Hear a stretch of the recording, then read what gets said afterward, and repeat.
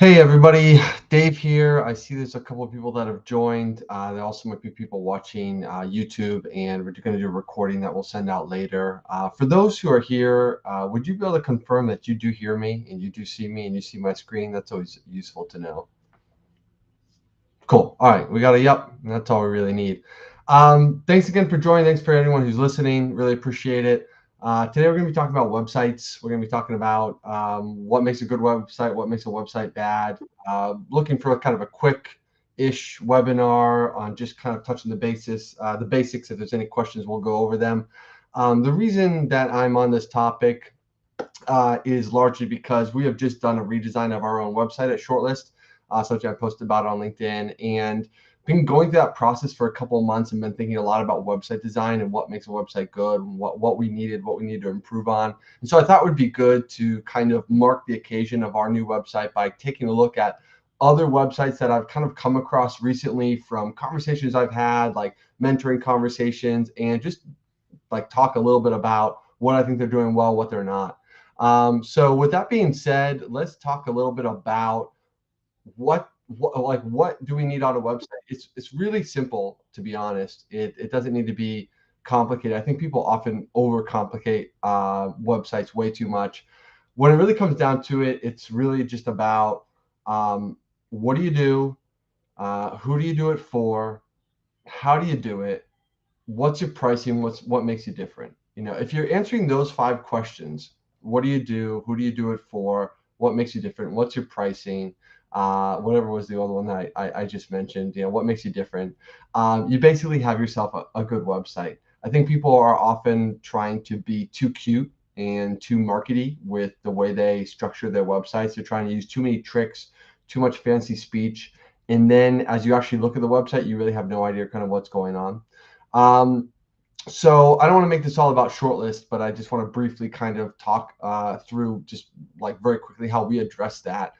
And then it will give some context to how we look at the other website. So Shortlist, for example, out of the box inbound marketing team, we provide white label marketing solutions for agencies that increase revenue without adding overhead. Okay, cool. Hopefully that's pretty clear.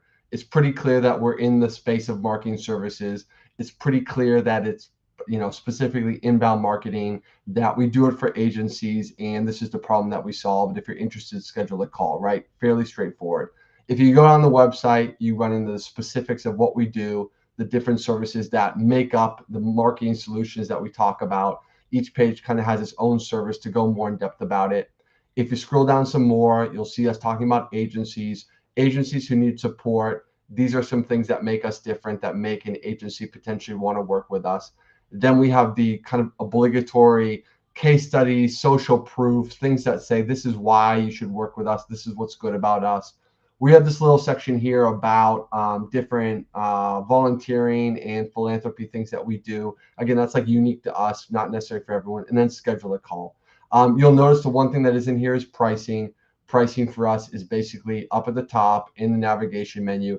And if you go to any service like content strategy, for example, you get this service page, which basically is kind of the same structure that we talked about before. And then at the very end, we have, the pricing, kind of what it is, what you get, hopefully pretty straightforward. So again, you may go to our website, you may hate it. You may say, I don't like pink and purple. I don't like whatever, all the colors and all the this and that. That's totally fine. There's a lot of personal preferences that go into it, but hopefully we can kind of all agree that it addresses the main information that somebody who's in our target market will want to see. So that being said, let's take a look at some other websites that I kind of came across. I try to grab a mix of a few different like software products or communities or things like that to get a little bit of variety. And at the end of the day, this is kind of what I came up with. So conversation I had recently with a company called Wordable. Let's see what Wordable does. I don't want to spoil it for you. So they say, with a few clicks, seamlessly publish formatted content from Google Docs to WordPress. Get started today, 30-day satisfaction guarantee. Cool.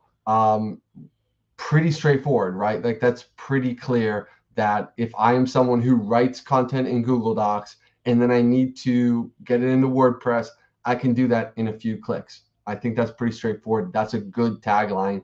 We immediately know whether or not this pertains to us. If I'm someone who doesn't write content, if I don't use WordPress, if I use Joomla or Drupal or whatever it is, this is probably not for me. we can kind of understand it's likely to be a software product because they talk about it happening in a few clicks. So when we have a website that's about a software product, we're usually expecting to see some aspects of the product itself before having to actually try it. So here they go. They introduce kind of the format, the workflow of importing, getting ready to export, what your exports are, some basic things about, how this is who is trusted by us, basic social proof that we see all the time, and then kind of the step-by-step process of how it works. Like, prove to me how this is done in a few clicks. Step 1, give us your drafts. Step 2, we optimize it. Step 3, you publish it in a day or less. Boom. 3 steps, really, really clear. Now let's just talk about how other people are using it, give you some different use cases, give us, again, some more social proof, some more content. That's all, generally pretty good stuff. This section here, I think it's a little like out of whack. I think these are like some embedded like Twitter content or something, some tweets maybe. I just think that like it just breaks kind of the style flow of the website and just doesn't look that nice, and kind of is unnecessary. So there's probably a better way of structuring that. And then finally, free courses, etc. And then, hey, do you want to sign up? Overall, a decent homepage. By the way, I should mention kind of like why are we looking at the homepage and the other page we're going to look at, the pricing page. If you're a business, your 2 main pages are your homepage and your pricing page, right? If you check your Google Analytics, those are always going to be the two pages that have the most traffic.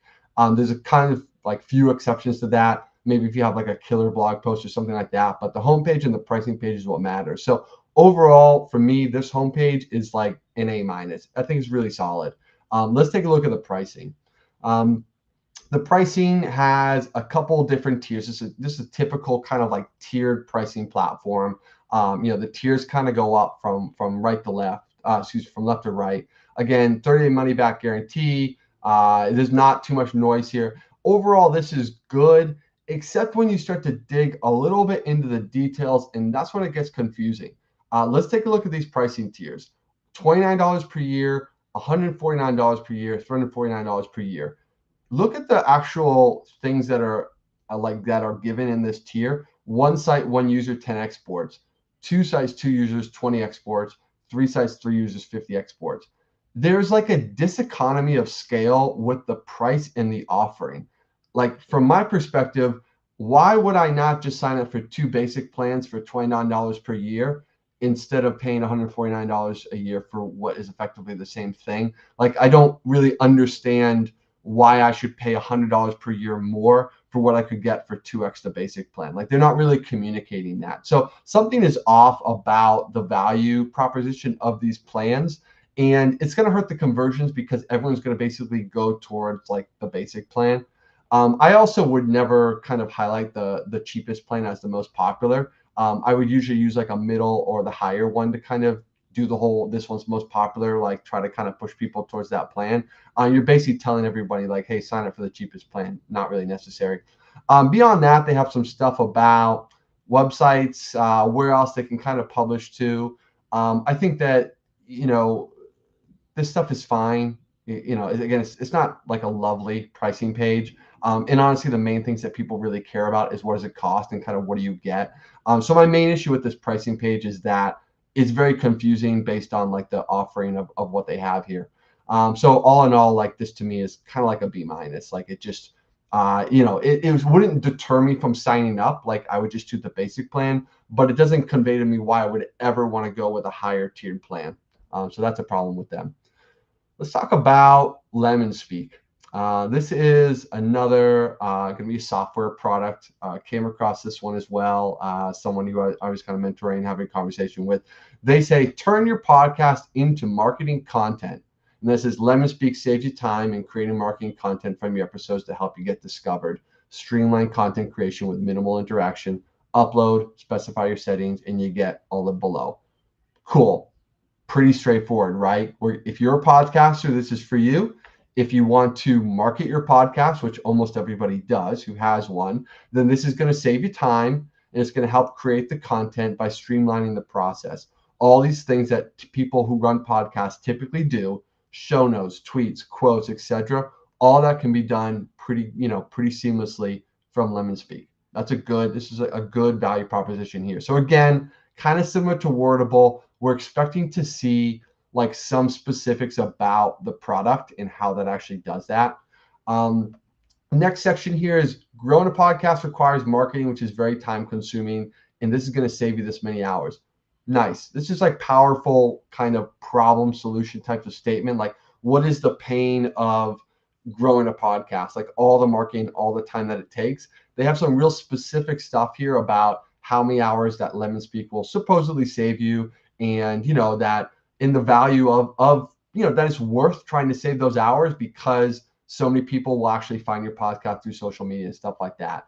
And that's just a nice kind of follow-up that they have here. Social proof, cool, like quotes, what other podcasters are saying. I like the design. It's pretty unique. You kind of don't see like that style very else. We have some more, again, still have social proof about the number of podcasts that they've processed, like the total content that they've created. And then, literally like how it works. Like, you're going to upload your episode, we're going to click start, you're going to get the results, we're going to share it. This is actually the step-by-step that we saw with Wordable. They're using like a GIF to kind of show like a little bit of an animation on how that actually works. And again, that's, these are really nice because sure, you can kind of try the product out, but you always want to have an idea before you get started and go through the hassle of signing up that like what you're getting is going to be a fit. So having these nice screenshots, these animations, overall, this is all like pretty solid. More stuff here that's kind of like filler content is probably not a big deal. Some FAQs, cool, good stuff there. Supported languages can also be useful. So all in all, I think this is a pretty solid homepage. I want to take a look a little bit at the pricing page as well and go from there. And I just heard like some chat here. I want to make sure that if there was a chat that I was kind of paying attention to it, if there was anything. Looks good. All right, cool. So let's take a look at the pricing page. So I get distracted by the messages that get put out in the stream. The pricing page, similar thing to Wordable. They have a tiered system here. But there's a couple differences that are worth calling out. So firstly, they've done the kind of like the reverse order. I'm honestly not a fan of that. I read left to right, and everybody kind of usually wants to start with the cheapest and see how things kind of go up. This is a little bit of like a conversion rate optimization hack to try to get people looking at the higher plan first. I don't know if it works or not. I'm not sure, but to me, it's kind of annoying. It's kind of annoying to basically like kind of read the flow backwards. But I would say what kind of stands out here is there's just like way too much information. So for example, whereas Wordable didn't have enough context about the different tiers, this has like way too much. There's way too much sort of ambient, just mental overhead and an understanding of the different plans and trying to understand what's for you and what isn't. First of all, it's always weird to just generally have two plans that have the same price per month. That's just kind of like there's already like not a lot of differentiation between them. Here we have them basically outline like all the different like features and the limits and everything, and it's just overkill. There's a lot of repetitive information here. So for example, what you'll often see people do when they introduce tiers side by side, when the higher tier has what the lower tiers have, is in the higher tiers, they'll say things like everything in beginner plus this, or everything in flexible plus this. And the point of doing that is so that you only state the information once and that you don't need to repeat yourself. And so basically, this is a classic case of where you should do that. There's just way too many green check boxes, way too many numbers, and honestly, most of the information is kind of the same. What you're really trying to understand is what is the difference, not what's the same. What's the difference between these two plans other than the price? And basically, when you see this much information, like it just creates so much decision fatigue. You just kind of go with like nothing. It makes you almost feel like maybe you're being tricked or something, or maybe someone's trying to confuse you and to hide certain information. They also have this kind of section here for studios. So it seems like it's kind of like a different customer avatar that they may be trying to get in touch with. And they're kind of leading with that. And it feels maybe like I don't know, that I'm surprised that this one is being presented on the top above everything else. At the end of the day, it all just kind of adds to the noise. So this to me is kind of a similar. Here you go. Not sure what the right plan is. Well, we're obviously not sure what the right plan is because there's just like this overwhelming amount of information. And this says, estimate your spend, drag the slider for your monthly needs. And so I think this is nice, actually. What they've done here, which is, hey, let's determine like how many podcast minutes you produce per month, and then kind of recommend a plan that's likely for you. So I like that slider that they created. It's just, you shouldn't have to be using that, and it's still a little bit a lot going on. So anyway, what this one and Wordable are sisters in that the home pages I think are very solid. The pricing pages are like just not really getting to the heart of what needs to be done here. Let's talk about Ramen Club. Okay, I came across this community as I was kind of in PTE. I was looking for different communities, kind of seeing how they're going about things. So it's not a software. It's going to be a little bit of a different vibe. So what they say is everything you need to build your bootstrap business from $5,000 per month, plus replace your job and live life on your own terms. The co-working community to meet successful founders, learn from expert mentors, stay productive, healthy on your epic founder journey to ramen profitability and beyond, online and in person. I think overall this is nice. It's a little verbose, right? It's like a little maybe too many words, a little too many promises. But hey, like again, it's clear. It's a community for founders that are in this stage, and the community consists of online and in person, mentoring, and will help you kind of stay productive and healthy and stuff like that. So I think all in all, again, it's directionally good. There's just like a little too much going on. There's a couple additional, maybe what we'll call like call to actions that we could probably do without.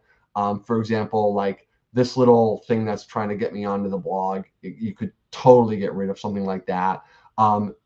This part with the members and the view more member companies, I would love to see like more spacing so that I could review this hero part, this top level part of the website kind of unobstructed before I start to kind of see all the stuff about the members and everything. So I'd love a little more space. Again, we could kind of get rid of like some of these call to actions that are probably adding more noise than are necessary.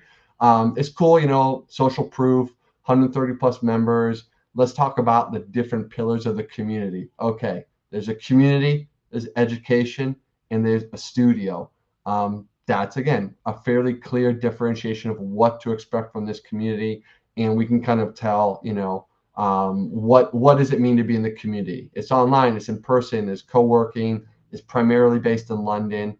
They do education, like regular live interviews on the podcast, and then the studio. We build products both for and with our members. It's a little bit like the studio part feels a little bit like it doesn't fit with the overall messaging. Presumably, if I'm a founder, I've kind of already got like a product, and now I'm trying to grow it to get to $5,000 per month. So this kind of feels like a weird like service pitch that gets added to everything else. But again, it's not terrible. They add this section here, kind of like a long form content. It's a style, and I think it works more. You see it less in the software, but you'll see it more with like a community or an info product or something, usually where it's B2B, but not like 100%. And you're really kind of usually talking to an individual who is experiencing some problem or frustration. In this case, it's like the lack of the community, right? They're really trying to appeal to people working alone, they're bored of their job, they want to kind of get out, they're trying to kind of connect. I think it's cool. Again, a lot of people are not necessarily going to take the time to sit and read all these different things, and they could potentially maybe try to leverage some highlighting, some bolding, some underlining to improve like the skimmability of this section. Nevertheless, like I think that this is a good way to kind of connect with the pain and the emotional aspect of the community. I think that's a big sell for why one might consider joining this. Social proof for sure, great. Real people, real ratings, good comments. Overall, looks pretty nice. I think again, maybe these could be organized like a little neater, where again you don't need to necessarily see five at once. Maybe you could have a scroll or something like that. But again, directionally, I think it's the right stuff. Here they have, the features of the community. So you got Slack, you got accountability, 50,000 worth of discounts, expert membership, stuff like that. Overall, good. Again, do I love everything about it? Do I love the style? No. These things are very kind of personal. I would prefer a bit bigger, bolder headings, and then kind of the text is kind of shorter and smaller relative to what's there, just to kind of help the skimmability. This section I think is totally unnecessary. They've already done a ton of stuff with social proof with the members and with the testimonials and things like that. And I feel like this just feels kind of randomly thrown in there. And I don't think really adds a lot of value. I don't think the as seen in that we were on Nathan Lutka's podcast or whatever it is going to make one bit of a difference for anyone wanting to kind of sign up.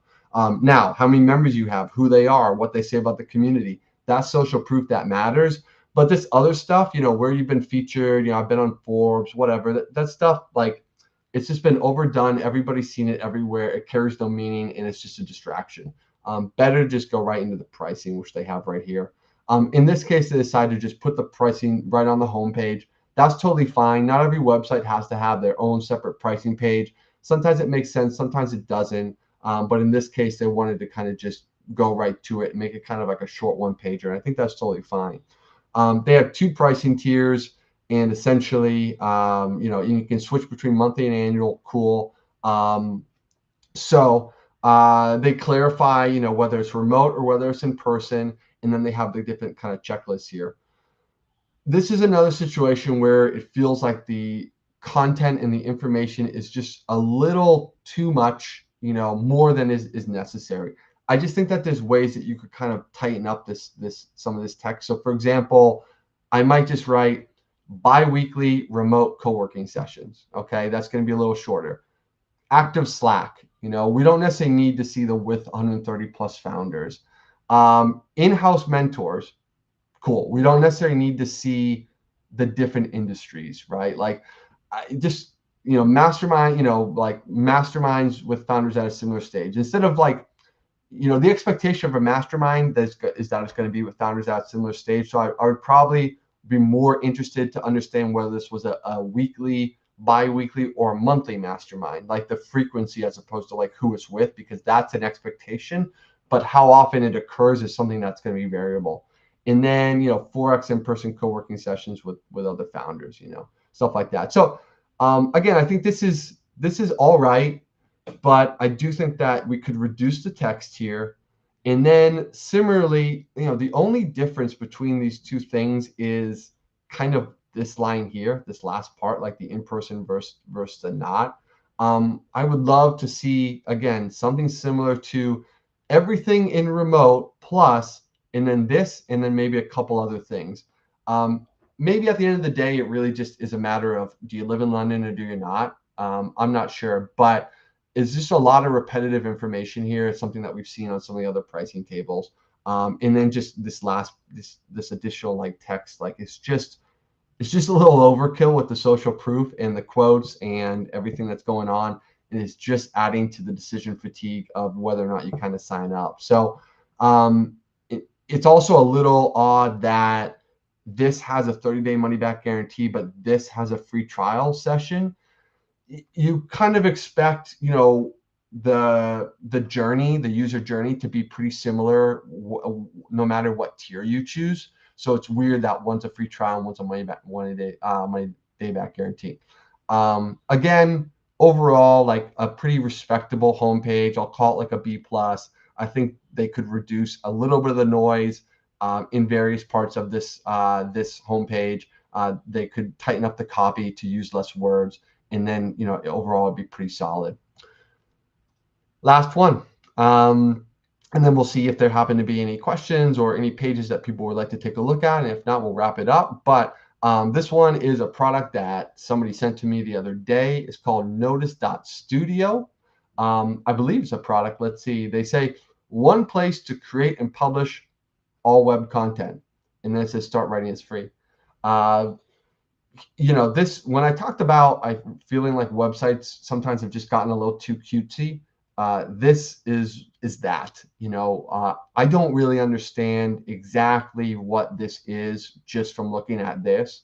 um, sure, it's somehow related to publishing written content, like we know that, but we don't really understand how. Is it a CMS? Is it its own tool? Is it its own social media? It's not really clear kind of what it is.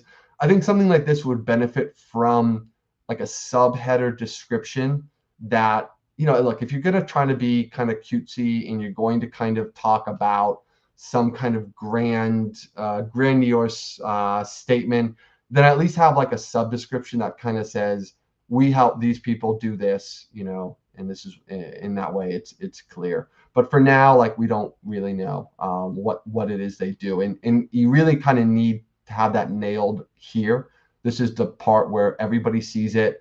If you've ever looked at like a heat map of a website, heat mapping is kind of like they'll track like the visitor flow on the website, and they'll show you where, like, how far people scroll. Like, there is a ridiculous amount of drop off between like here and here. Like, it's like you'll lose like 25 to 50% like right off the bat. It's something like that. And so you really need to prioritize this top hero area to make sure like everything's clear and give people a reason to want to go forward. So we'll take a look. Okay, trusted by these companies, cool. That's fine. So it's just create your web blocks with notice. They're using kind of the animated GIF thing, which is nice. But honestly, like, I'm in digital marketing and I'm not even really sure what a web block is. And maybe I'm revealing some degree of ignorance here. I don't know, but like, this terminology is not so commonplace that I feel like it's a good place to kind of utilize it. It just says create your web blocks with notice. Okay. Put your blocks anywhere. We're seeing stuff like WordPress, Shopify, React. I mean, these are like totally different platforms. And, I guess it's like some sort of no code platform that like helps your own subdomain, a standalone page, or inside a section of your website. Okay. It's confusing, and honestly, like, I only wanted to do like a little bit of prep to each website because I wanted to feel fresh when I looked at it. But it's everything plugins did and more. Okay, Notice Blocks pack a punch. They're SEO friendly. They bring cookie-free analytics, auto translate 100 language. It's a little bit of everything. We're doing everything over here. It's actually not clear what it is you do, who it's for, and what type of pain the people are experiencing. It's just like a build anything, literally. I mean, yeah, it's just the value proposition is really, really wide here. So all that being said, I think this is a really poor homepage. We'll take a quick look at the pricing and kind of see how they kind of go about it. They have a tiered system like usual. It increases left to right. Okay. They have a free plan, fine, and then they kind of expand from then on out. I think overall this is relatively clean. Again, there's some repetitive information, but it's not on the scale of what we saw with Lemon Speak, where it was just like a million different checkboxes. I think it's more or less kind of appropriate.